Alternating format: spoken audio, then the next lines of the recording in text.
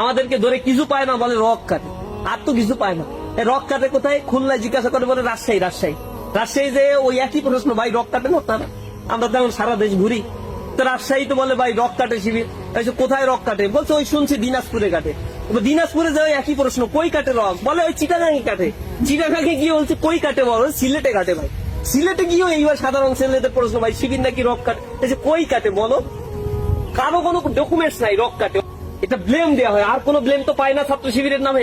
আর ছাত্র শিবির যদি ক্যাম্পাসে গুলোতে থাকে, ছাত্র শিবির যদি রাষ্ট্র ক্ষমতা পর্যন্ত চলে যায়, তাহলে তারা যে দর্শন করে, চাঁদাবাজি করে, ছিনতাই করে, মাদকের অভয়ারণ্য তৈরি করেছে, একাধিক মেয়ের সাথে শারীরিক সম্পর্ক করে, সব বন্ধ হয়ে যায়।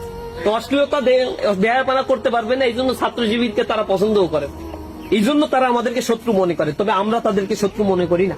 উহারা প্রচার করুক হিংসা বিদ্বেষ আর নিন্দাবাদ, আমরা বলিব সাম্য শান্তি, এক আল্লাহ জিন্দাবাদ। আমরা